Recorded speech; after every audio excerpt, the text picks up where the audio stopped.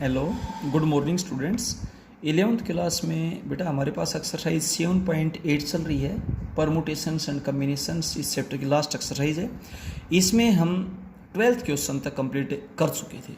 अब question number 13 में चलते हैं।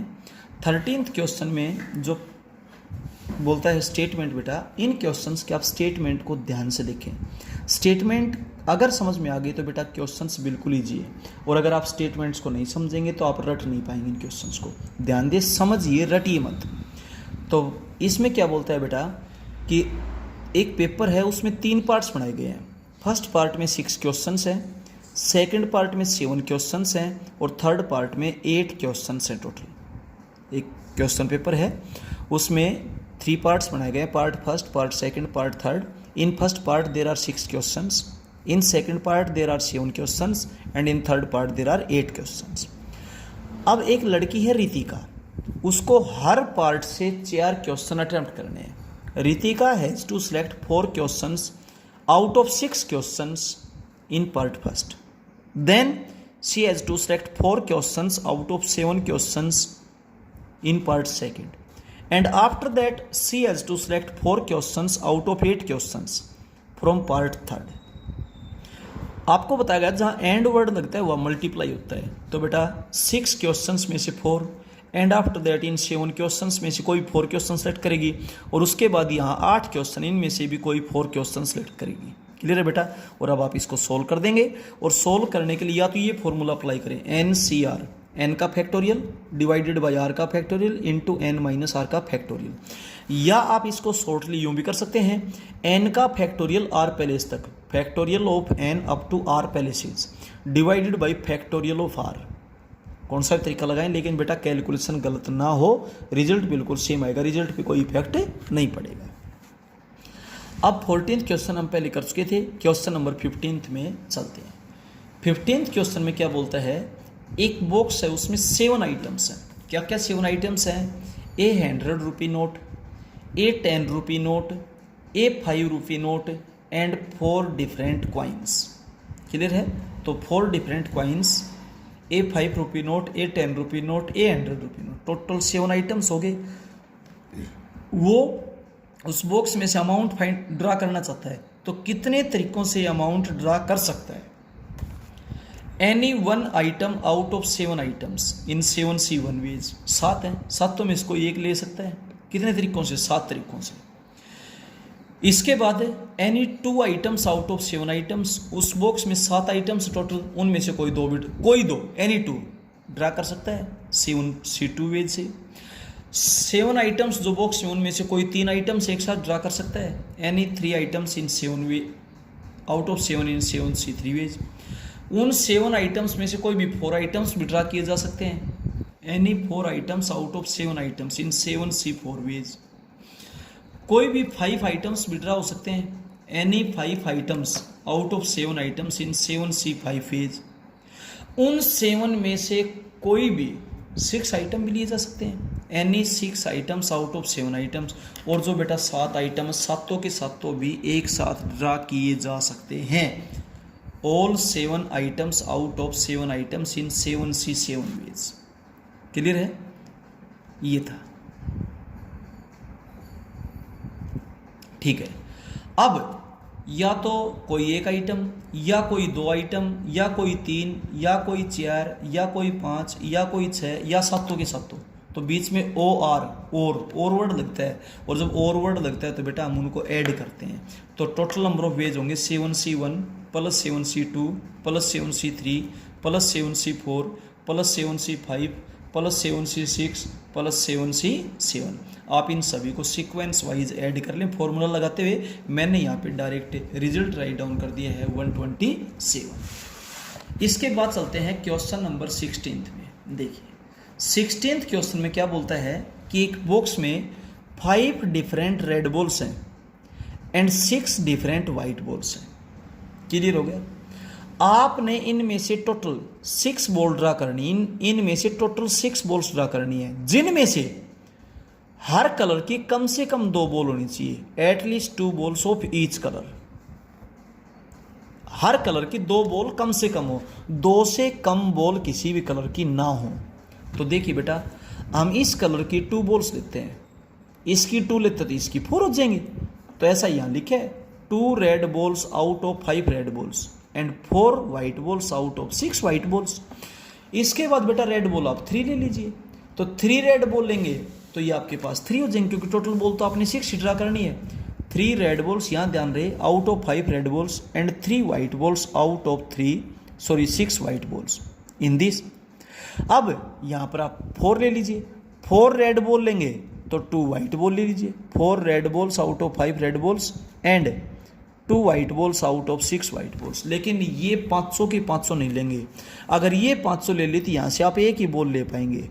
क्यों? क्योंकि टोटल बॉल तो 6 से लेनी है और कंडीशन फेल हो जाएगी कि हर कलर की 2 बॉल कम से कम हो, यानी कि 2 बॉल से कम ना हो। रेड बॉल भी कम से कम 2 होनी चाहिए, कम से कम 2 का मतलब 2 या 2 से ज़्यादा, और वाइट बॉल भी कम से कम 2 यानी कि 2 या 2 से ज़्यादा।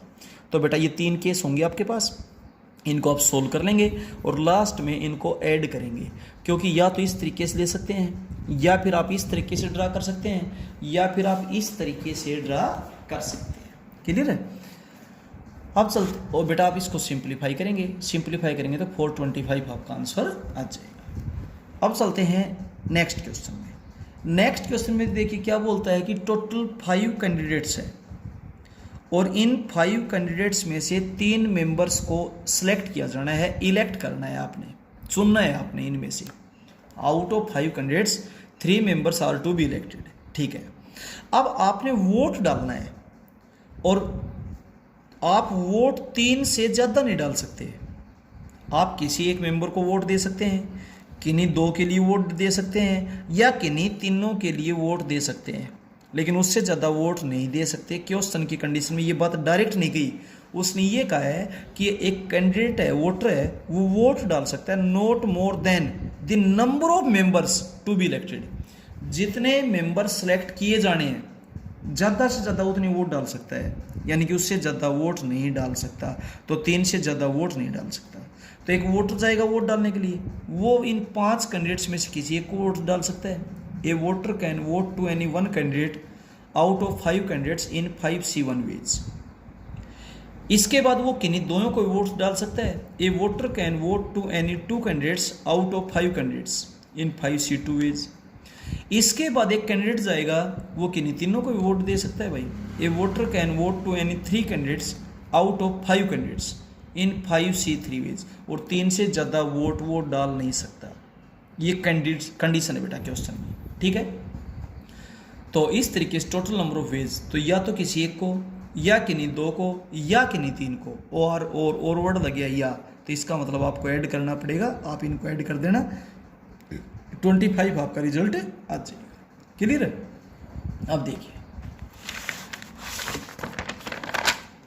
नेक्स्ट क्वेश्चन में क्या बोलता है, a boy has 3 library tickets. एक लड़के, जब आप बेटा कॉलेज में हो जाएंगे तो आपको लाइब्रेरी के लिए टिकट्स दी जाती हैं। उन टिकट्स के बिहाफ पे आप लाइब्रेरी से कोई भी बुक इश्यू करवा सकते हैं अपने रीडिंग के लिए। आपके इंटरेस्ट की कोई बुक आपकी उस रीडिंग लाइब्रेरी में है तो वो आप वहाँ से ले सकते हैं पढ़ने के लिए, फिर आपको सबमिट करवानी होती है। ठीक है, फिक्स टाइम के बाद। तो आपके पास टोटल 3 टिकट्स हैं लाइब्रेरी की, तो इसका मतलब आप उस लाइब्रेरी से 3 बुक्स इश्यू करवा सकते हैं।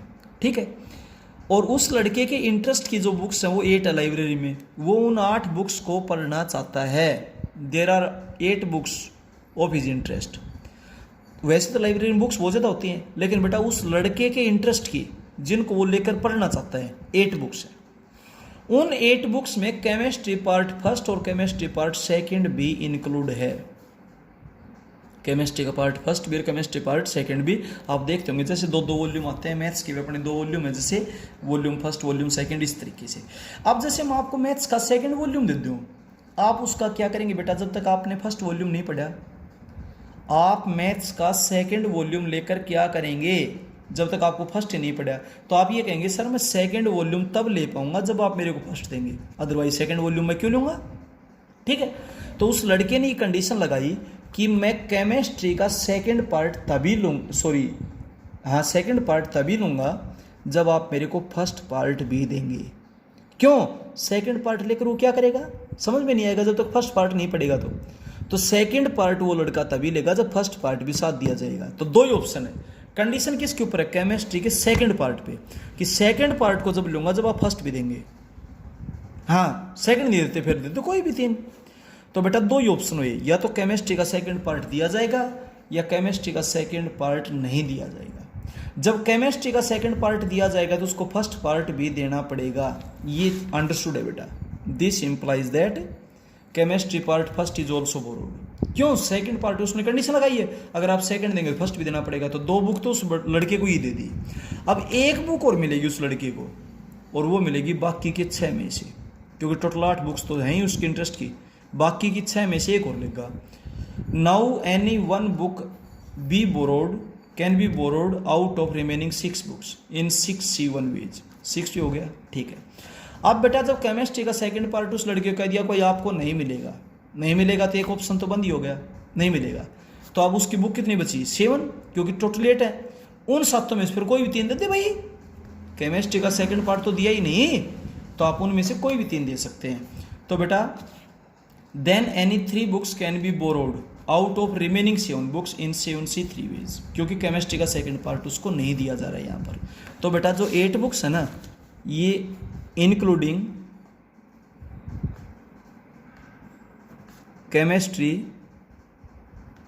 पार्ट फर्स्ट एंड सेकंड, इसमें केमिस्ट्री का फर्स्ट पार्ट भी है और सेकंड पार्ट भी इंक्लूड है। क्लियर है? ऐसा। और इस तरीके से बेटा ये आ जाएगा 35। अब सुनिए, या तो केमिस्ट्री का सेकंड पार्ट दिया जाएगा या केमिस्ट्री का सेकंड पार्ट नहीं दिया जाएगा। आइदर एंड और वर्ड लगा है, और के लिए हम इनको ऐड करते हैं।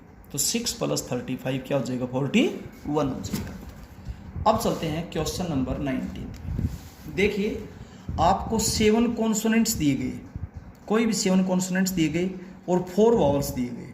टोटल 26 लेटर्स होते हैं, जिनमें से वावल्स होते हैं 5 A, E, I, O, U, और जो बच गए 21 होते हैं कॉन्सोनेंट्स। आपको कोई भी 7 कॉन्सोनेंट्स दिए गए और 4 वावल्स दिए गए, और एक वर्ड बनाने के लिए कहा गया, एक वर्ड बनाने के लिए कहा गया 5 लेटर्स का, जिनमें 3 कॉन्सोनेंट्स हों और 2 वावल्स हों।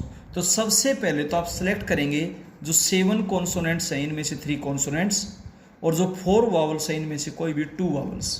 तो सबसे पहले तो आप सेलेक्ट करेंगे, इन सभी को एक साथ लेकर नहीं बढ़ना। सभी को एक साथ लेंगे तो 11 लेटर्स का हो जाएगा वो वर्ड। तो लेकिन आपने वो लेटर 5 वर्ड्स का लेटर्स का बनाना है, वो वर्ड 5 लेटर्स का बनाना है, 3 कॉन्सोनेंट्स एंड 2 वावल्स। ठीक है। तो first of all we have to select 3 consonants out of 7 consonants and 2 vowels out of 4 vowels. ये दिया हुआ है कि 3 कॉन्सोनेंट और 2 वावल्स हो। तो बेटा एंड वर्ड लग गया तो मल्टीप्लाई करेंगे, 7C3 × 4C2। जब आप सोल्व करेंगे 210 आ जाएगा। अब आपने ये 5 लेटर सेलेक्ट तो कर लिए, अब उनको अरेंज करेंगे तभी तो वर्ड बन पाएगा।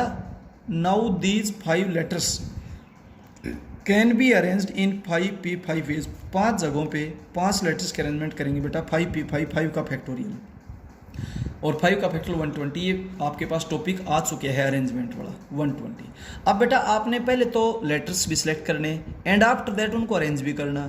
तो एंड वर्ड है, एंड वर्ड है तो इसका मतलब मल्टीप्लाई होगा। 210 × 120 और सोल्व करेंगे तो 25200। ये आपका रिजल्ट है। ठीक है। अब चलते हैं क्वेश्चन नंबर 20 में। 20th क्वेश्चन में ये बोलता है कि एक विलेज है, उसमें टोटल 87 फैमिलीज हैं। Total number of families in A village 87। इसमें बेटा 2 टाइप की फैमिलीज आपके पास है। इस विलेज में 2 टाइप की फैमिलीज हैं। एक तो वो फैमिलीज जिनमें ज़्यादा से ज़्यादा 2 बच्चे हैं, एट मोस्ट 2 चिल्ड्रन। ज़्यादा से ज़्यादा 2 बच्चों का मतलब जिस परिवार में एक भी बच्चा नहीं है वो भी शामिल है, जिसमें एक बच्चा है वो भी शामिल है, और जिसमें 2 बच्चे हैं वो भी इस कैटेगरी में शामिल है। अब वो परिवार बच गए जिनमें 2 से ज़्यादा बच्चे हैं। तो number of families having more than 2 children, ये आपको खुद फाइंड आउट करने पड़ेंगे बेटा। टोटल फैमिलीज है 87, उनमें से 52 सब्ट्रैक्ट कर दें तो आपके पास 35 फैमिलीज होंगी। इसको हमने टाइप फर्स्ट बोल दिया, इसको हमने टाइप सेकंड बोल दिया। ठीक है। अब एक प्रोग्राम चल रहा है rural development program. In a rural development program 20 families are to selected for assistance. एक रूरल डेवलपमेंट प्रोग्राम है, उसके लिए टोटल 20 फैमिलीज को सिलेक्ट करना है, ठीक है, जिनमें कम से कम 18 फैमिलीज फर्स्ट टाइप की होनी चाहिए। एटमोस्ट 2 चिल्ड्रन का मतलब टाइप फर्स्ट। कम से कम 18 फैमिलीज होनी चाहिए फर्स्ट टाइप की। कम से कम 18 का मतलब आप 18 भी ले सकते हैं, 19 भी ले सकते हैं, 20 की 20 भी ले सकते हैं। टोटल आपने 20 फैमिलीज तो लेनी है। तो इस टाइप से आपके पास बेटा 3 केस होंगे। फर्स्ट टाइप के 18 फैमिलीज तो सेकंड टाइप के 2 फैमिलीज, फर्स्ट टाइप की 19 फैमिलीज तो सेकंड टाइप की 1 फैमिली, फर्स्ट टाइप की 20 फैमिलीज तो सेकंड से 9 फैमिली। क्लियर है? 18 families out of 52 families and 2 families out of 35 families. And है इसलिए मल्टीप्लाई करेंगे। ऐसे ही 19 families out of 52 families type first and 1 family out of 35 families type second. In this multiply करेंगे। 20 families out of 52 families type first and 9 family, क्योंकि 20 तो चाहिए आपको। तो इसने कहा था कम से कम 18 फैमिलीज होनी चाहिए फर्स्ट टाइप की। तो कम से कम 18 का मतलब 18, 19, 20 से ज़्यादा नहीं ले सकते, क्योंकि टोटल फैमिलीज आपने 20 तो सिलेक्ट करनी है। और लास्ट में बेटा रिक्वायर्ड नंबर ऑफ वेज आप इनको ऐड कर देंगे, क्योंकि या तो इस तरीके से ले सकते हैं या इस तरीके से ले सकते हैं, या फिर आप इस तरीके से 20 फैमिलीज को सिलेक्ट कर सकते हैं रूरल डेवलपमेंट प्रोग्राम के लिए। और 2 टाइप की फैमिलीज हैं, एक को हम टाइप फर्स्ट बोल रहे हैं, एक को टाइप सेकंड। टाइप फर्स्ट में वो फैमिलीज ले ली जिसमें एटमोस्ट 2 चिल्ड्रन, ज़्यादा से ज़्यादा 2 बच्चे हैं, 2, 1 या 9 चिल्ड्रन। और दूसरा बेटा उस टाइप के फैमिलीज ले लीजिए जिनमें मोर देन 2 चिल्ड्रन हो। क्लियर है? ये था। अब चलते हैं क्वेश्चन नंबर 21 में। ध्यान से देखें और समझें। एक हेक्सागन है बेटा। हेक्सागन में आपके पास 6 वर्टिसेस होते हैं, 1, 2, 3, 4, 5, 6। टोटल 6 वर्टिसेस होते हैं जिनको आप पॉइंट्स बोल देते हैं, ठीक है। We know that in a hexagon number of vertices 6। अच्छा, जब आप एक लाइन सेगमेंट ड्रा करते हैं, एक लाइन ड्रा करते हैं, तो 2 पॉइंट्स को ज्वाइन करना होता है। इन 2 पॉइंट्स को ज्वाइन किया, इनको ज्वाइन किया, इनको ज्वाइन किया, तो 2 पॉइंट्स को ज्वाइन करेंगे तो एक लाइन बनती जाएगी ना आपके पास। नंबर ऑफ लाइन्स फॉर्म्ड, तो इन 6 पॉइंट से टोटल कितनी लाइन बन सकती है? 6C2।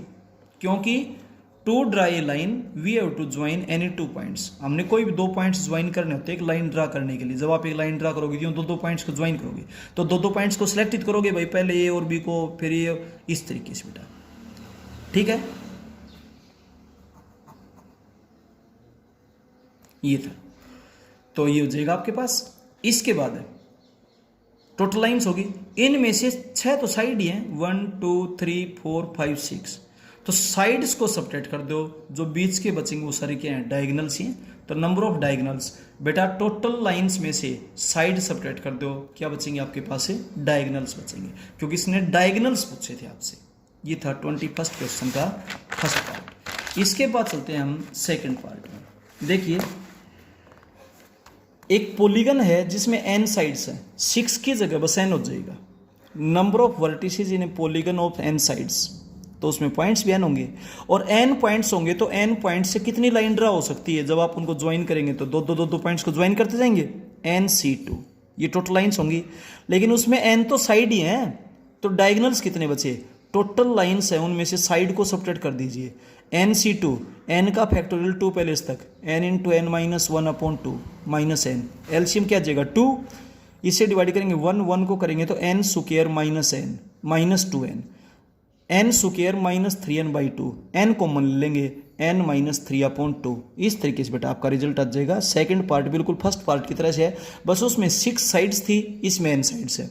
जब 6 साइड होती हैं तो 6 वर्टिसेस होते हैं, और अब n साइड्स है तो n वर्टिसेस होंगे, ठीक है। ये था। और सभी के सभी नॉन कोलिनियर होते हैं एक ही लाइन में, नॉन कोलिनियर होते हैं अलग। अब चलते हैं हम क्वेश्चन नंबर 22 में। 22 क्वेश्चन में एक हेक्सागन है। हेक्सागन में आपके पास 6 वर्टिसेस होते हैं, ठीक है। तो टोटल पॉइंट्स भी 6 ही होंगे आपके पास।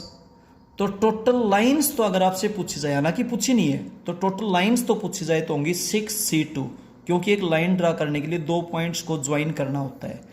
और एक ट्रायंगल बनाने के लिए we have to select any 3 points, out of the given points to draw a triangle. एक ट्रायंगल बनाने के लिए हमने किन्हीं भी 3 पॉइंट्स को ज्वाइन करना होता है दिए हुए पॉइंट्स में से, लेकिन सभी हो नॉन कोलिनियर।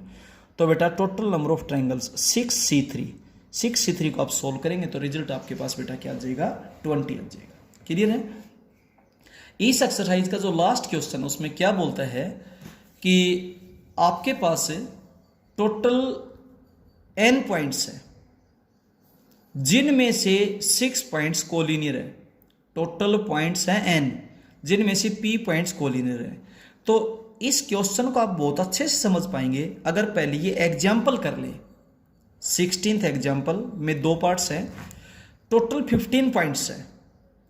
अगर वो टोटल 15 पॉइंट्स नॉन कोलिनियर होते, when all 15 points are non collinear, non collinear होता है जो एक ही लाइन में ना हो, अलग अलग हो, ठीक है। तो उनसे टोटल लाइन आपके पास बनती 15C2 105। लेकिन इनमें से कहता है कि 6 पॉइंट्स एक ही लाइन में है, 6 पॉइंट एक ही लाइन में है। और जब 6 पॉइंट्स एक ही लाइन में हैं तो ये आपको कितनी लाइन देते हैं, also 6 points which are collinear would have given 6C2 lines. तो इनसे अपने पास कितनी लाइन बनती 15, बट दे गिव 1 लाइन। लेकिन उन्होंने अब कितनी लाइन दी आपसे, 1 लाइन दी है भाई। तो लॉस कितनी लाइन्स का हो गया 15 - 1, जो 6 पॉइंट्स एक ही लाइन में है आपके पास से 1 2 3 4 5 6, इनसे टोटल 15 लाइन बनती। लेकिन इनसे फिलहाल एक तो बनी भाई, तो लॉस कितने का हुआ, एक कम का 14 का हो गया। तो बेटा टोटल लाइंस आपके पास होंगी 105 - 14 91। तो आप इसमें n की जगह 15 पुट कर देना और 6 की जगह p पुट कर देना इस क्वेश्चन में, बिल्कुल हो जाएगा आराम से। सेकंड पार्ट में लाइंस की जगह ट्रायंगल्स है। अगर टोटल 15 पॉइंट्स वो सभी के सभी अगर नॉन कोलिनियर होते तो टोटल ट्रायंगल्स कितनी बनती। एक ट्रायंगल को ड्रा करने के लिए आपने 3 पॉइंट्स को ज्वाइन करना होता है। एक ट्रायंगल ड्रा करने के लिए 3 पॉइंट्स को ज्वाइन करना होता है, और एक लाइन को ड्रा करने के लिए आपने 2 पॉइंट्स को ज्वाइन करना होता है। क्लियर है। इस तरीके से तो आपने 3 पॉइंट सेलेक्ट करने होते हैं। अगर ये 15 के 15 पॉइंट सभी नॉन कोलिनियर होते तो टोटल नंबर ऑफ ट्रायंगल्स होते 15C3 455। बट इनमें से 6 पॉइंट्स कोलिनियर है, इनमें से 6 पॉइंट्स कोलिनियर है। अगर ये 6 पॉइंट भी अलग अलग होते तो इनसे कितनी ट्रायंगल बनती 20। तो अब 20 ट्रायंगल्स का लॉस हो गया। लेकिन क्योंकि फिलहाल एक भी ट्रायंगल नहीं बनती, लाइन तो एक बन गई लेकिन ट्रायंगल तो नहीं बनी ना। But they give no triangle, उनसे कोई ट्रायंगल नहीं बनी। तो बेटा टोटल नंबर ऑफ ट्रायंगल्स आपके पास क्या जाएगा 455 में से 20 को सब्ट्रैक्ट कर दें 435। इस तरीके से बेटा लाइन और ट्रायंगल का जब भी कोई क्वेश्चन आए तो बिल्कुल इस पैटर्न पे होगा। आप 15 और 6 की जगह जो कुछ भी दिया हुआ, ठीक है। तो बेटा कॉपी को अपडेट कीजिएगा, आपका 7 चैप्टर कंप्लीट होता है। Okay, thank you.